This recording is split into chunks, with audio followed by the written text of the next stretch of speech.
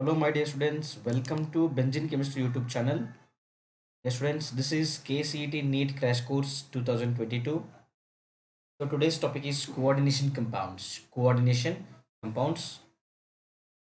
ನೋಡಿ ಈ ಟಾಪಿಕ್ ಇಂದ ಬರುವಂತ ಒಂದಿಷ್ಟು ಇಂಪಾರ್ಟೆಂಟ್ ಕಾನ್ಸೆಪ್ಟ್ ಗಳನ್ನ ರಿವೈಸ್ ಮಾಡೋಣ ಈ ವಿಡಿಯೋದಲ್ಲಿ. ಸಿನಾಪ್ಸಿಸ್.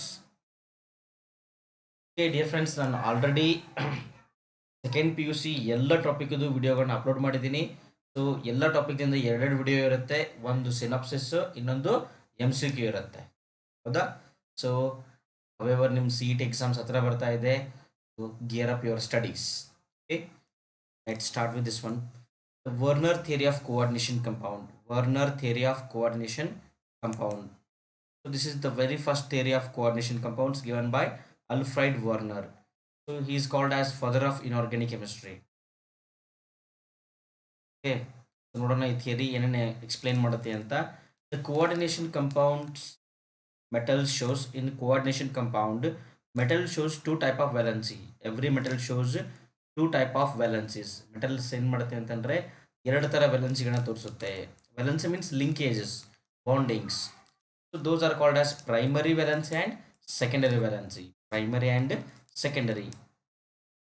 ಇದರಲ್ಲಿ ಪ್ರೈಮರಿ ಯಾವುದು ಅಂತಂದರೆ ದಿಸ್ ಒನ್ ಲೇನ್ ಡಾಟ್ ಅಂತ ನಾವು ರೀಪ್ರೆಸೆಂಟ್ ಮಾಡಿದ್ದೀವಲ್ಲ, this indicates primary valency.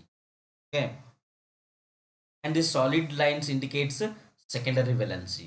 Secondary valency. See ಒಂಚೂರು ಡೀಪ್ ಆಗಿ ನೋಡೋಣ ಇದನ್ನ.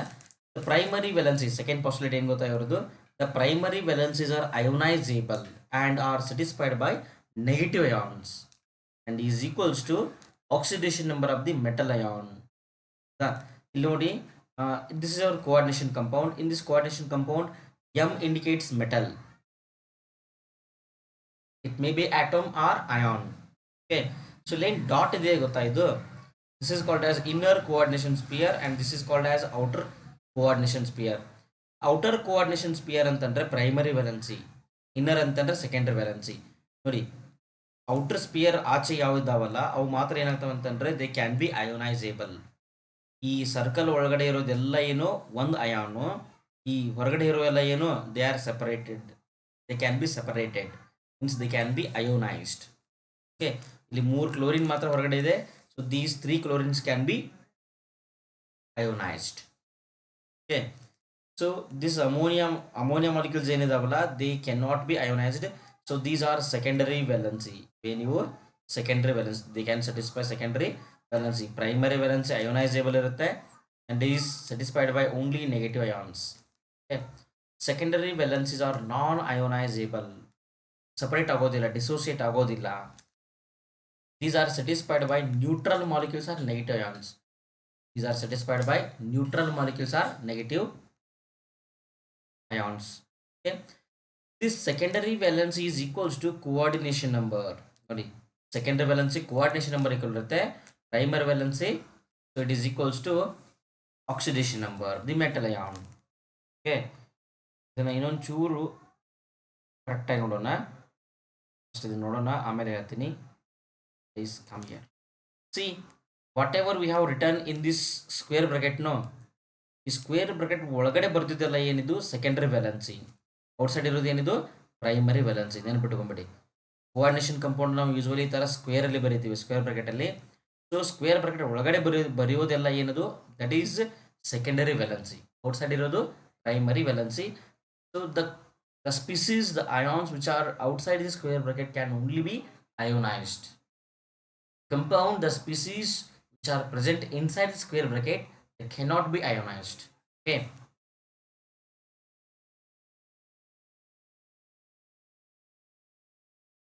let's see. Come on, the next postulate, the secondary valency. These secondary valencies are always directed towards fixed position in space or characteristic spatial arrangement corresponding to different coordination number. This is called as coordination polyhedra. ಇದ್ರ meaning ಏನು ಗೊತ್ತಾ? ಈ secondary valency ಏನಿರುತ್ತೆ ಅಂತಂದ್ರೆ ಯಾವಾಗಲೂ fixed ಇರುತ್ತೆ. ಹೌದಾ? Fixed in the sense, if secondary valency is 3, the compound will have trigonal planar structure. If secondary valence is 4, secondary valence means coordination sphere ಒಳಗಡೆ ಮೆಟಲ್ಗೆ ಎಷ್ಟು ಸ್ಪೀಸೀಸ್ಗಳು ಅಟ್ಯಾಚ್ ಆಗ್ತಾವಲ್ಲ, ಎಷ್ಟು ಕಂಪೌಂಡ್ಗಳು ಅಟ್ಯಾಚ್ ಆಗ್ತಾವಲ್ಲ, ಮಾಲಿಕ್ಯೂಲ್ಗಳು, ಅದಕ್ಕೆ ನಾವು ಕೋಆರ್ಡಿನೇಷನ್ ನಂಬರ್ ಅಂತ ಕರಿತೀವಿ. So based on this coordination number we can judge or we can identify the structure of the compound, geometry of the compound. Okay, ಇಲ್ಲಿ ನೋಡಿ ಕೋಆರ್ಡಿನೇಷನ್ ನಂಬರ್ 4 ಅಂದರೆ ಏನು, 4 ಮಾಲಿಕ್ಯೂಲ್ಸ್ ಅಟ್ಯಾಚ್ ಆಗಿರುತ್ತೆ, ಹೌದಾ? So then it will show tetrahedral geometry. Next if it is 5, trigonal bipyramidal. If it is 6, octahedral, ಹೌದಾ? If it is 3, with a lone pair of electron, pyramidal, ಹೌದಾ? If there are 4, square planar, ಹೌದಾ? 5 ಇದ್ರೆ square ಪಿರಾಮಿಡಲ್, 6 ಇದ್ರೆ trigonal ಪ್ರಿಸಮ್ಯಾಟಿಕ್. ಇದು alternative arrangement. ಇದನ್ನು ನಾವೇನು ಕರಿತೀವಿ, coordination polyhedra ಅಂತ ಕರಿತೀವಿ. Call it as coordination polyhedra. ಇಲ್ಲಿದೆ ನೋಡಿ, ರೆಡ್ ಇದ್ರೆ ಲೀನಿಯರ್ ಇರುತ್ತೆ ಅರೇಂಜ್ಮೆಂಟು. ಎಕ್ಸಾಂಪಲ್ ಇದೆ. 3 ಇದ್ರೆ ಟ್ರೈಗೋನಲ್ ಪ್ಲೇನಾರ್, ಹೌದಾ? ನೆಕ್ಸ್ಟ್ 4 ಇದ್ರೆ ಸ್ಕ್ವೇರ್ ಪ್ಲೇನಾರ್, 5 ಇದ್ರೆ ಟೆಟ್ರಾಹೆಡ್ರಲ್, ಸಾರಿ 4 ಇದ್ರೆ ಇದು 4 ಇದು 4. ಸೊ 4 ಇದ್ರೆ ಸ್ಕ್ವೇರ್ ಪ್ಲೇನಾರ್, ಟೆಟ್ರಾಹೆಡ್ರಲ್. ನೋಡಿ ಸ್ಕ್ವೇರ್ ಪ್ಲೇನಾರ್ ಯಾವಾಗಿರುತ್ತೆ ಅಂತಂದರೆ ಒಂದು hybridisations DsP2, tetrahedral sp3. Okay, trigonal bipyramidal 5, square pyramidal ಇದು 5 ಇರುತ್ತೆ.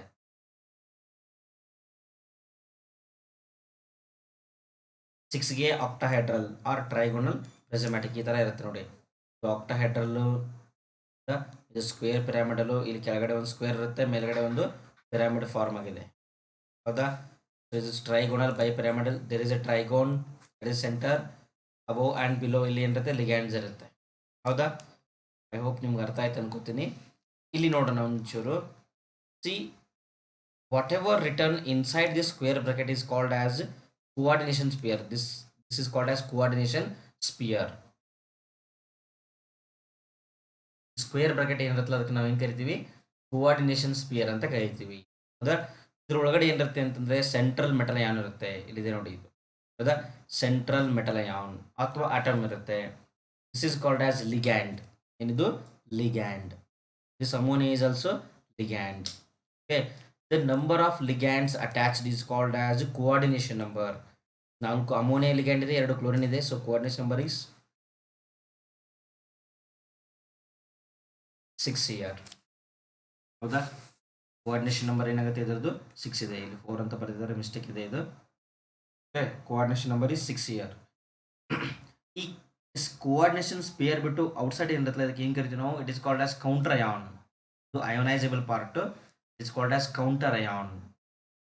ಓಕೆ ನೋಡಿ, ಇದ್ರ ಮೇಲೆ ಒಂದು ಇಂಪಾರ್ಟೆಂಟ್ ಕ್ವಶನ್ಸ್ ಕೇಳ್ತಾರೆ. ಏನಂತಂದರೆ they will give the compound in this fashion: COCl3 NH3 4 times. This compound upon reacting with excess of AgNO3 gives 1 mole of AgCl. What is the formula of the compound ಅಂತ ಕೇಳ್ತಾರೆ. Then what we have to do, how much AgCl formed? Only 1, means 1 mole of Cl is outside the coordination sphere. So 1 Cl ಏನಿದೆ outside ಇದೆ ಅಂತ ಅರ್ಥ, ಉಳಿದಿರೋದೆಲ್ಲ ಏನಿದೆ inside ಇದೆ. If 2 moles of AgCl formed, there are 2 chlorines outside the sphere. If 3 moles of AgCl formed, 3 moles outside the sphere. ಈ ಥರ answer ಮಾಡಬೇಕಾಗುತ್ತೆ. Next terminology, ಅವಾಗ ಹೇಳಿದ್ನ ಅದೇ terms. So this is called as, this is our coordination compound.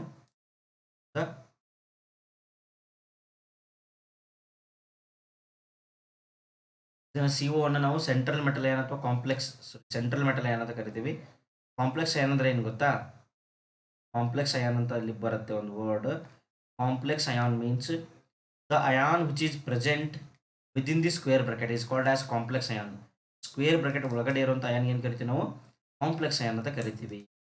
So this is called as free ions, counter ion or free ion, counter ion or free ion, and these are called as ligands. Okay, here coordination number is how much? 5 plus 1, 6 ಇದೆ ನೋಡಿ, ಓಕೆನಾ?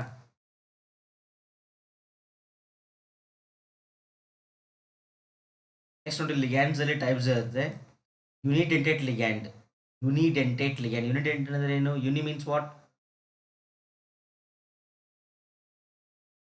mono or single or one. ಹೌದಾ? See, they can donate only one lone pair of electron. Ligand ಏನು ಮಾಡುತ್ತೆ, only one lone pair donate ಮಾಡುತ್ತೆ. Example NH3, ammonia can donate only one lone pair. Chlorine minus, it can donate only one lone pair. Chlorine ಇವೆಲ್ಲ ಏನು monodentate. Bidentate ಅಂದ್ರೆ ಏನು, they have two donor atoms. ಹೌದಾ? For example EN, ethylene diamine ಹೆಸರೇನು, EN ಅಂತ ಬರೀತೀವಿ ಗೊತ್ತಾ, ethylene diamine. This is CH2 CH2 NH2 NH2. See ನೀವೇನಾದರೂ ಮೆಟಲ್ ಅಯಾನ್ ಇದ್ದರೆ this can also donate, this can also donate. ಹೌದಾ? Bidentate or didentate. This is oxalato. Oxalic ಗೊತ್ತಾ, oxalic ಆಸಿಡ್ದು ಅದೇ ನೋಡಿದ್ದು ಆಕ್ಸಾಲೈಟೋ. O ಮೈನಸ್ ಅಲ್ಲಿ ಏನು ಮಾಡುತ್ತೆ, ಡೊನೇಟ್ ಮಾಡುತ್ತೆ. Tridentate, it contains 3 donor atoms. ಹೌದಾ? Hexadentate, 4 hexa means 6 donor atoms, ಇದರಲ್ಲಿ 6 ಡೋನರ್ ಆಟಮ್ಸ್ ಇರುತ್ತೆ. ಹೌದಾ? EDTA, ethylene diamine tetraacetic acid. Next chelating ligand ಅಂತ ಬರುತ್ತೆ. ಚೀಲೇಟಿಂಗ್ ಅಂತಂದ್ರೆ ಆ ligand which binds with central metal ion forms cyclic compound. For example COEN twice ಇದೆ ಅಂತ ಅನ್ಕೊಳ್ಳೋಣ. COEN ಟ್ವೈಸ್, ಮೀನಿಂಗ್ ಏನು ಗೊತ್ತಾ, CH2 NH2. ಹೌದಾ? ಈ ಥರ ಸೈಕಲ್ ಫಾರ್ಮ್ ಆದರೆ, ಈ ಥರ ಸೈಕ್ಲಿಕ್ ಸ್ಟ್ರಕ್ಚರ್ ಫಾರ್ಮ್ ಆದರೆ ಇವಕ್ಕೇನು ಕರಿತೀವಿ ನಾವು, these are called as chelating ligand. So chelating ligand will increase the stability of the compound. Chelation ಜಾಸ್ತಿ ಆದರೆ ಸ್ಟೆಬಿಲಿಟಿ ಜಾಸ್ತಿ ಆಗುತ್ತೆ, ನೆನಪಿಟ್ಕೊಳ್ಳಿ. ಓಪನ್ ಚೈನ್ ಲಿಗ್ಯಾಂಡ್ಗಿಂತ ಚೀಲೇಟ್ ಲಿಗ್ಯಾಂಡ್ ಇದ್ದರೆ ಸ್ಟೆಬಿಲಿಟಿ ಜಾಸ್ತಿ ಇರುತ್ತೆ. ಹೌದಾ? Next homoleptic and heteroleptic complex. Homo means what, similar. Homo ಅಂದರೆ ಏನು, ಸಿಮಿಲರ್. ಹೋಮೋಲೆಪ್ಟಿಕ್, ಲೆಪ್ಟಿಸಿಟಿ ಅಂತ ಬರುತ್ತೆ. A complex contains only one kind of donor groups, means ligands, only one kind of ligands. ಎಲ್ಲ ಲಿಗ್ಯಾಂಡ್ ಏನಿರಬೇಕು, ಒಂದೇ ಥರ ಇರಬೇಕು. ಫಾರ್ ಎಕ್ಸಾಂಪಲ್ ನೋಡಿ, ಓನ್ಲಿ ಲಿಗ್ಯಾಂಡ್ ಯಾವುದು, ammonia. There are 6 ammonia. This is called as homoleptic complex. Hetero ಅಂತಂದರೆ in a coordination sphere central metal ion there are more than one type of ligands are present. Amine ligands ಇದೆ, chlorine ligands ಇದೆ. ಹೌದಾ? This is called as heteroleptic. ಇದು heteroleptic complex.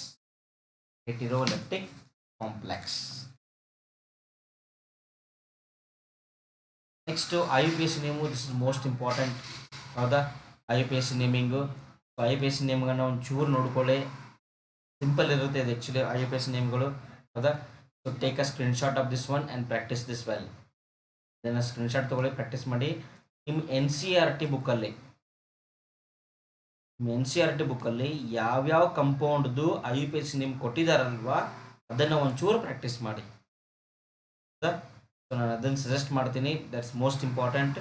Once go through the IUPAC names given in your NCERT book. Okay, ಈ ಥರದ್ದೆಲ್ಲ ಕೊಟ್ಟಿದ್ದಾರೆ. ಓಕೆನಾ? Next bonding in coordination compound. ಈ Werner ಏನು ಮಾಡ್ತಾನೆ ಅಂತಂದ್ರೆ, ಈ explains valence bond theory. After that there comes crystal field theory. Then this crystal field theory is modified and it is called as ligand field theory. Then after comes molecular orbital theory. ಹೌದಾ? ಇವಾಗ ನೋಡ್ತಾ ಹೋಗೋಣ. First one VBT, valence bond theory. Linus Pauling explained this valence bond theory in 1931. ಅವಾಗ explain ಮಾಡಿದ್ದು 1931. Okay. See, it satisfactorily explains about structure and magnetic property of large number of the coordination compound. ಈ structure ಬಗ್ಗೆ ಮತ್ತು magnetic property ಬಗ್ಗೆ ಭಾಳ ಚೆನ್ನಾಗಿ explain ಮಾಡುತ್ತೆ ಇದು. ಹೌದಾ? ಸೊ ಇದ್ರದ್ದು ಪಾಸ್ಟುಲೇಟ್ಸ್ ಅಥವಾ ಸೈಲೆಂಟ್ ಫೀಚರ್ಸ್ ಏನು ಗೊತ್ತಾ, the central metal atom or ion has the required number of vacant orbitals for accommodating the electrons donated by the ligands. Ligand ಏನು ಎಲೆಕ್ಟ್ರಾನ್ ಡೊನೇಟ್ ಮಾಡುತ್ತಲ್ಲ ಅದನ್ನು ರಿಸೀವ್ ಮಾಡ್ಕೊಳ್ಳೋಕ್ಕೆ ಸೆಂಟ್ರಲ್ ಮೆಟಲ್ ಅಯಾನಲ್ಲಿ ಖಾಲಿ ಜಾಗ ಇರುತ್ತೆ. The number of vacant orbitals is equals to the coordination number of the metal. ಈ coordination number of the metal ಎಷ್ಟಿರುತ್ತೋ ಅಷ್ಟೇನಾಗಿರುತ್ತೆ, ಅದರದ್ದು ಅಷ್ಟು ಎಂಟಿ ಆರ್ಬಿಟಲ್ಸ್ ಅಲ್ಲಿ ಇರುತ್ತವೆ. So these vacant orbitals, these may be s orbital, p orbital, d orbital or f orbital, ಯಾವುದಾದರೂ ಇರಬಹುದು. ಹೌದಾ? ಓಕೆ ನೋಡಿ, just important point ಇದರಲ್ಲಿ, if coordination number is 2, the hybridization will be sp, must be linear. If it is 3, sp2 trigonal planar. If it is 4, ಎರಡು possibility ಇದೆ ಇದರಲ್ಲಿ. sp3 ಇದ್ರೆ tetrahedral, dsp2 ಇದ್ರೆ ಸ್ಕ್ವೇರ್ ಪ್ಲೇನಾರ್. 5 ಇದ್ರೆ ಇಲ್ಲಿ ಎರಡು ಪಾಸಿಬಿಲಿಟಿ, dsp3 ಇದ್ರೆ ಟ್ರೈಗೋನಲ್ ಬೈ ಪಿರಾಮಿಡಲ್, sp3d ಇದ್ರೆ square ಪಿರಾಮಿಡಲ್. If coordination number is 6, sp3d2 octahedral, d2 sp3 octahedral, both are octahedral. ಇಲ್ಲಿ ನೋಡಿ, d orbitals ಲಾಸ್ಟ್ ಬರೆದ್ರೆ ಔಟರ್ ಕಾಂಪ್ಲೆಕ್ಸ್, ಫಸ್ಟ್ ಬರೆದ್ರೆ ಇನ್ನರ್ ಕಾಂಪ್ಲೆಕ್ಸ್. ಶಾರ್ಟ್ಕಟ್ ಇದು, ನೆನಪಿಟ್ಕೊಳ್ಳಿ. Inner orbital complex, outer orbital complex. ಒಂದು example ನೋಡಿ, explain this tetracyanonickelate according to valence bond theory ಅಂತ ಕೇಳ್ತಾರೆ. ಅವಾಗ ಏನು ಬರೀಬೇಕಂದ್ರೆ ನಾವು first we have to write nickel's electronic configuration. ನಿಕೆಲ್ದು ಏನು ಬರೀಬೇಕು? ಎಲೆಕ್ಟ್ರಾನಿಕ್ ಕಾನ್ಫಿಗರೇಷನ್ ಬರೀಬೇಕು. ಹೌದಾ? ಎಲೆಕ್ಟ್ರಾನಿಕ್ ಕಾನ್ಫಿಗರೇಷನ್ ಆಫ್ ನಿಕೆಲ್ ಏನಾಗುತ್ತೆ ನೋಡಿ. ನಿಕೆಲ್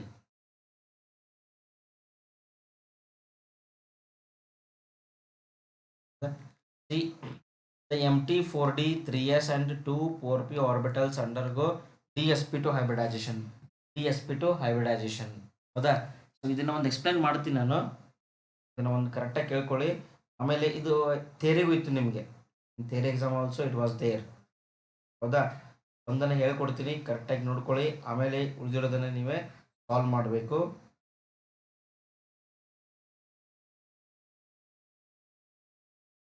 ಮಿನಿಟ್,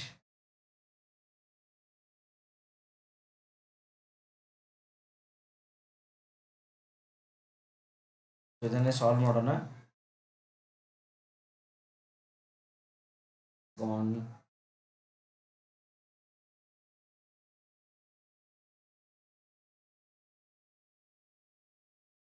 ನೋಡಿ,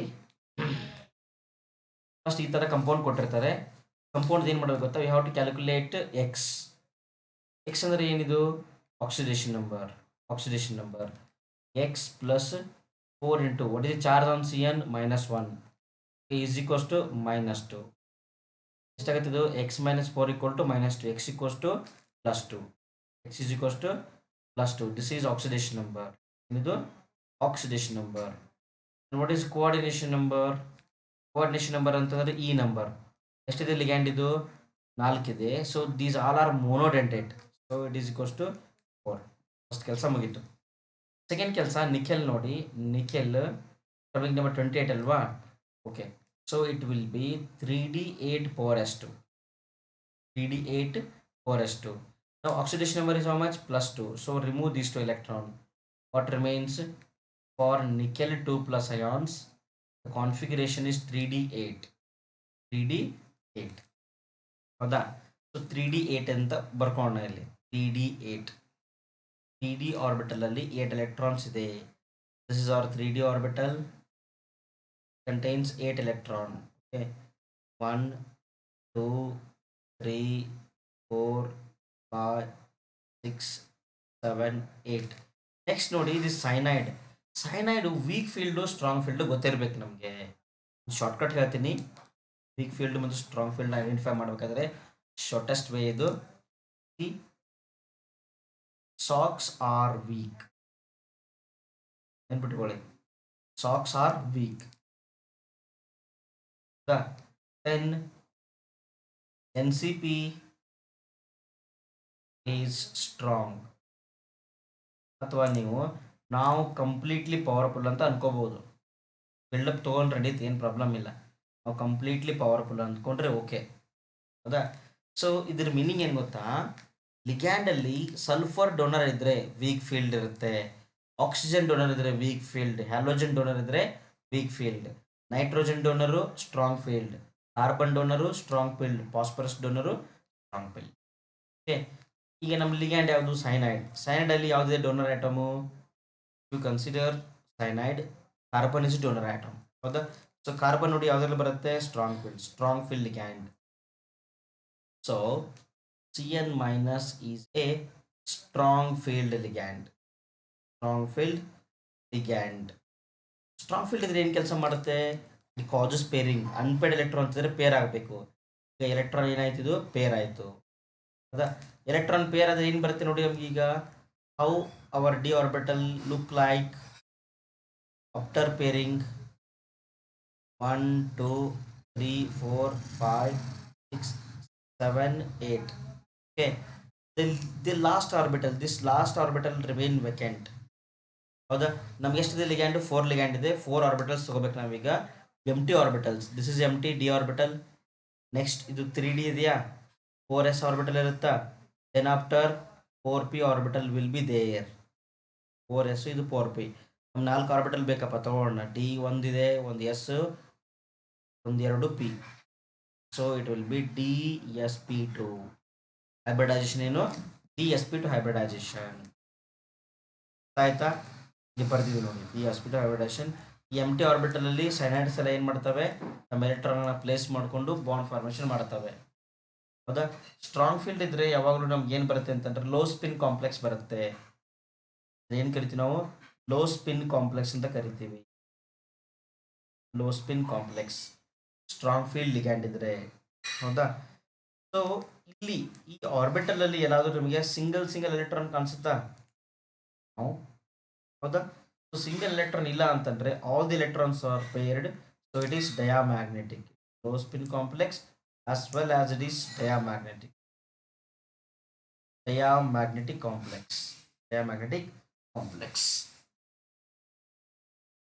I hope you all understood this one. And then geometry ಏನಾಯ್ತು ನೋಡಿ, ಇದ್ರದ್ದು ನೋಡ್ಬಿಡೋಣ. DsP2 hybridization ಅಂತಂದ್ರೆ it will have square planar geometry. Can you see here, this is square planar geometry.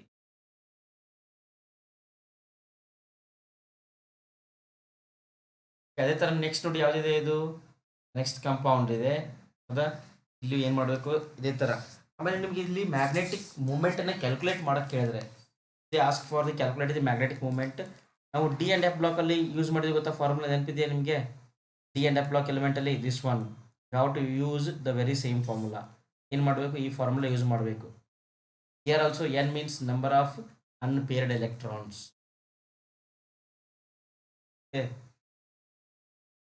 ಇದು ಯಾವುದಿದು, NiNH3 4 times 2+ ಈ complex ಇದು. ಆಯ್ತಾ, ಲಿಮಿಟೇಷನ್ಸ್ ಅಂತ ನೋಡೋಣ. ಇದ್ರದ್ದು ಏನಿದೆ ಅಂತಂದ್ರೆ, ಇದರಲ್ಲಿ ಅಸಂಪ್ಷನ್ಸ್ ಜಾಸ್ತಿ ಇದೆ. There are plenty of assumptions are there. Do not give quantitative interpretation of magnetic data. ಇದು ಕಂಪೌಂಡು ಮ್ಯಾಗ್ನೆಟಿಕ್ ಇದೆಯೋ ಇಲ್ವೋ ಮೀನ್ಸ್ ಪ್ಯಾರಾಮ್ಯಾಗ್ನೆಟಿಕ್ ಆರ್ ಡಯಾಮ್ಯಾಗ್ನೆಟಿಕ್ ಅಂತ ಹೇಳುತ್ತೆ. And it can not give any data about the magnetic moment, ಎಷ್ಟು magnetic moment ಇದೆ ಅಂತ ಹೇಳೋದಿಲ್ಲ. Does not explain the colour ಬಗ್ಗೆ ಎಕ್ಸ್ಪ್ಲೇನ್ ಮಾಡೋದಿಲ್ಲ. Does not give quantitative interpretation of thermodynamic or kinetic stability ಅಂತ ಬರುತ್ತೆ, ಸ್ಟೆಬಿಲಿಟಿ ಆಫ್ ಕೋಆರ್ಡಿನೇಷನ್ ಕಂಪೌಂಡ್. ಹೌದಾ, stability constant is directly proportional to stability. ಹೌದಾ, ಸ್ಟೆಬಿಲಿಟಿ ಎಲ್ಲಿರುತ್ತೆ ಅಂತಂದರೆ ಚೀಲೇಷನ್ ಆದರೆ ಸ್ಟೆಬಿಲಿಟಿ ಜಾಸ್ತಿ ಆಗುತ್ತೆ. ಇಲ್ಲಿ ಥರ್ಮೋಡೈನಮಿಕ್ ಸ್ಟೆಬಿಲಿಟಿ ಮತ್ತು ಕೈನೆಟಿಕ್ ಸ್ಟೆಬಿಲಿಟಿ ಬರುತ್ತೆ, ಅದ್ರ ಬಗ್ಗೆ ಏನು ಎಕ್ಸ್ಪ್ಲೇನ್ ಮಾಡೋದಿಲ್ಲ. does not distinguish between weak and strong ligand. It does not distinguish between weak and strong ligand. This is spectrochemical series. So ಇದ್ರ ಮೇಲೆ ಅವಾಗ ಕ್ವಶನ್ಸ್ ಬರ್ತಾ ಇರ್ತವೆ. Occasionally can observe the questions are framed on spectrochemical series directly.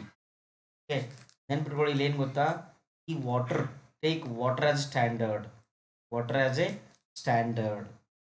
ವಾಟರ್ದಿಂದ ಈ ಕಡೆ ಬರೋವೆಲ್ಲ ಏನಿವು strong field, ಈ ಕಡೆ ಇರೋವೆಲ್ಲ ಏನಿವು weak field. ಹೌದಾ, ನೋಡಿ ನಾನು ಆಸ್ ಐ ಸೇಡ್ NCP ಬಂದರೆ ಏನದು ಸ್ಟ್ರಾಂಗ್ ಫೀಲ್ಡು, SOX ಬಂದರೆ ವೀಕ್ ಫೀಲ್ಡು. ವೀಕ್ ಫೀಲ್ಡು, ಇದು ಸ್ಟ್ರಾಂಗ್ ಫೀಲ್ಡ್. ಹೌದಾ, ಇಲ್ಲಿ however exceptions ಇರುತ್ತೆ, ಆದರೂ ಇದ್ರ ಮೇಲೆ ಏನು ಮಾಡ್ಬೋದು, ನಾವು ಈಸಿಲಿ ಕ್ಯಾಲ್ಕುಲೇಟ್ ಮಾಡ್ಬೋದು ಯಾವುದು ಸ್ಟ್ರಾಂಗ್ ಫೀಲ್ಡ್ ಯಾವುದು ವೀಕ್ ಫೀಲ್ಡ್ ಅಂತೇಳಿ. ಹೌದಾ, ನೋಡ್ಕೊಳ್ಳಿ ಇದನ್ನು. Next this one splitting. ಇಲ್ಲಿ ನೋಡಿ, so these are the d orbitals in ground state. ಹೌದಾ, so whenever it forms compound its energy increases. ಇಲ್ಲಿ ಏನಾಗ್ತದೆ, ಎನರ್ಜಿ ಇನ್ಕ್ರೀಸ್ ಆಗುತ್ತೆ. ಇದೇನು ಗೊತ್ತಾ, ನಮ್ಮ ಮೆಟಲ್ ಸೆಂಟ್ರಲ್ ಮೆಟಲಲ್ಲಿ ಇರುವಂಥ ಡಿ ಆರ್ಬಿಟಲ್ಸ್ ಇವು 3D ಅಂತಲೇ ಅನ್ಕೊಳ್ಳಿ, ಏನು ಪ್ರಾಬ್ಲಮ್ ಇಲ್ಲ. 3D orbitals. ಹೌದಾ, these orbitals are split up into d. These orbitals are split up into two set of orbitals, namely easy set of orbitals and T to the set of orbitals during the formation of coordination compound. Okay, and this line is called as barycenter. ಏನು ಕರಿತೀವಿ ನಾವು, barycenter ಅಂತ ಕರಿತೀವಿ. The orbitals dx square y square and dz square have 0.6 delta O greater energy. ಈ d ಆರ್ಬಿಟಲ್ಗಿಂತ ಇದರ energy ಏನಿದೆ ಜಾಸ್ತಿ ಇದೆ. It has less energy, 0.4 delta ಓದಷ್ಟು ಎನರ್ಜಿ ಏನಿದೆ ಇದ್ರದ್ದು ಕಡಿಮೆ ಇದೆ. ಯಾವುದ್ರದ್ದು, T2z ಆರ್ಬಿಟಲ್ದು. ಹೌದಾ, ಇದನ್ನು ನಾವು 0.6 DQ ಆಮೇಲೆ 0.4 DQ ಅಂತ ಹೇಳ್ಬೋದು. ಹೌದಾ, ನೆನ್ಪಿಟ್ಕೊಳ್ಳಿ. So this is for octahedral complex. Splitting for tetrahedral complex. ನೋಡಿ, ಟೆಟ್ರಾಹೆಡ್ರಲ್ ಕಾಂಪ್ಲೆಕ್ಸ್ ಏನಾಗುತ್ತೆ, it is exactly opposite of that octahedral complex. Octahedral complex ಅಲ್ಲಿ ಈಸಿ ಮತ್ತು T2G ಇತ್ತು. ಇಲ್ಲಿ ನಾವು E ಮತ್ತು T2 ಅಂತ ಅಷ್ಟೇ ಕರಿಬೇಕು. We should not use G here, can use T2 and E. ನೆನಪಿಟ್ಕೊಳ್ಳಿ, delta T is equals to 4/9 times of delta O. 4/9 times of delta O. This is energy formula. Next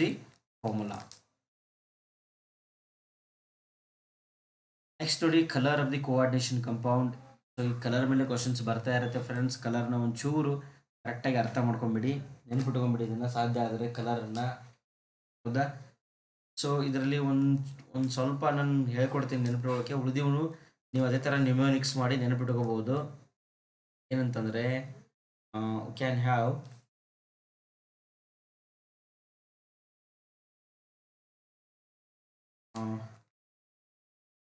ಇದನ್ನು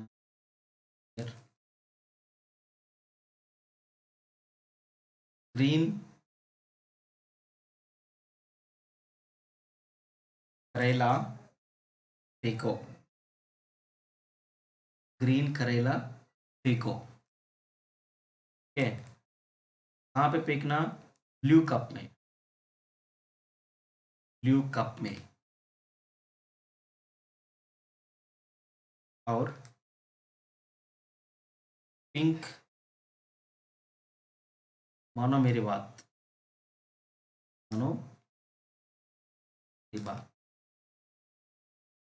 okay, simple ಇದೆ ಇದು. Green complex ಯಾವುದಿರುತ್ತೆ ಅಂತಂದರೆ, ಕರೆಲಾ means chromium, ಫೆಕೋ means iron. Okay, so these two show green colour.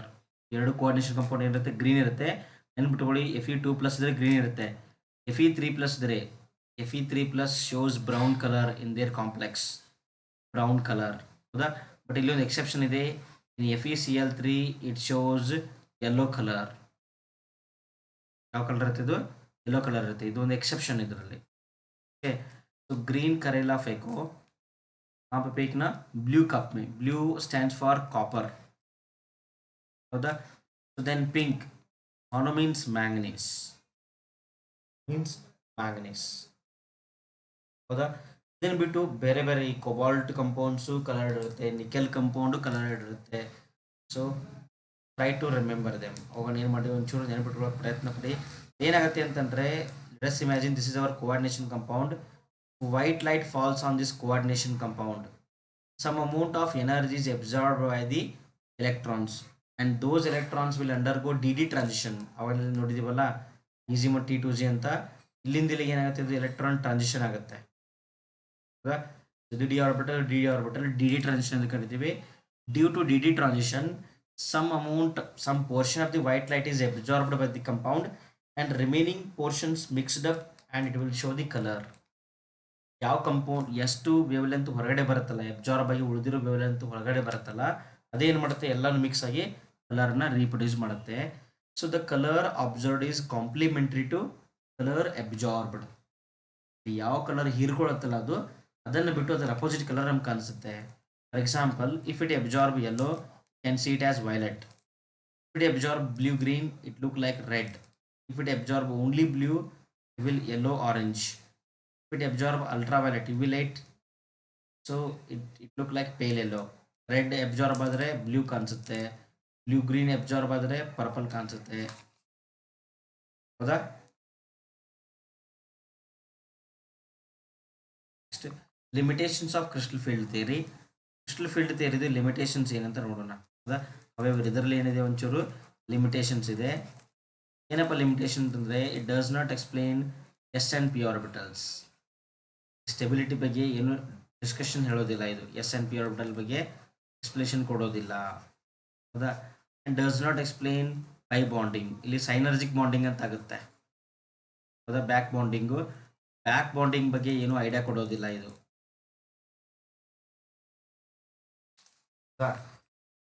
It cannot explain partly the covalent nature of the metal ligand bond. ಈ metal ligand bond ಏನಿರುತ್ತೆ ಅಂತಂದರೆ, it has got some covalent character. ಯಾಕಿರುತ್ತೆ ಅಂತ explain ಮಾಡೋಕ್ಕಾಗೋದಿಲ್ಲ. And spectrochemical series right water is a stronger ligand than OH. It is not explained satisfactorily. ಇಲ್ಲಿ spectrochemical ಸಿರೀಸಲ್ಲಿ water ಏನಾಗುತ್ತೆ ಅಂತಂದರೆ OHಗಿಂತ strong ligand ಅಂತ ಹೇಳ್ತೀವಿ. ಅದನ್ನು ಎಕ್ಸ್ಪ್ಲೇನ್ ಮಾಡೋಕ್ಕಾಗೋದಿಲ್ಲ. ಯಾರಿಗೆ? Valence bond theory. So that's failed. Okay dear friends, ನಿಮ್ಗೆ ಎಲ್ಲ ಅರ್ಥ ಆಯ್ತು ಅನ್ಕೋತೀನಿ. ನಾನು ಆಲ್ರೆಡಿ ಎಲ್ಲ ಟಾಪಿಕ್ದು ವಿಡಿಯೋಗಳನ್ನ ಮಾಡಿದ್ದೀನಿ. Okay, I think second PU ದಿಂದ ಇದು ಲಾಸ್ಟ್ ಟಾಪಿಕ್ ಅನ್ಕೋತೀನಿ ನಾನು. ಓಕೆ, ಸೊ ಚೆನ್ನಾಗಿ ಓದಿ, ಚೆನ್ನಾಗಿ ಪ್ರಾಕ್ಟೀಸ್ ಮಾಡಿ. Definitely your score will be very high. ಒಂದು ಸರ್ತಿ ಏನು ಮಾಡಿ ಅಂತಂದರೆ, ನಾನೀಗ ಪ್ರೆಸೆಂಟ್ 2022 KCET ಕ್ರ್ಯಾಶ್ ಕೋರ್ಸ್ನ ಸ್ಟಾರ್ಟ್ ಮಾಡಿದ್ದೀನಿ. ಹೌದಾ? ಇದರಲ್ಲಿ ಏನು ಮಾಡ್ತಿದ್ದೀನಿ ಅಂತಂದ್ರೆ, ನಾನು ಪ್ರತಿ ಟಾಪಿಕ್ದು 2 ವಿಡಿಯೋಸ್ ಇರುತ್ತೆ. One is for synopsis, another one is for MCQ. Okay, last year ಏನು ಮಾಡಿದ್ದೀನಿ ಅಂತಂದರೆ, in the year 2022 I have done the same thing. Okay, synopsis ಆಮೇಲೆ MCQ ಅಲ್ಲ PYQ ಸಾಲ್ವ್ ಮಾಡಿದೆ. ಇವೇನು ಮಾಡಿ ಅಂತಂದರೆ, either one synopsis last year ಆದರೂ ನೋಡ್ಕೊಳ್ಳಿ, ಈ ವರ್ಷದಾದರೂ ನೋಡ್ಕೊಳ್ಳಿ, ಏನೂ ಪ್ರಾಬ್ಲಮ್ ಇಲ್ಲ. ಓಕೆ, ಸಿನಾಪ್ಸಿಸ್ ವಿಡಿಯೋ ನೋಡಿ, ಆಮೇಲೆ MCQಗಳನ್ನ ಸಾಲ್ವ್ ಮಾಡಿ and try to solve previous year questions. Okay, ಅದಾದ ನಂತರ ಏನು ಮಾಡಿ ಅಂತಂದರೆ, ಪಾಸಿಬಲ್ ಆದರೆ ಒಂಚೂರು NCERT ಬುಕ್ಕನ್ನು ನೋಡಿ. NCERT ಬುಕ್ಕನ್ನು ಒಂಚೂರು ನೋಡಿ.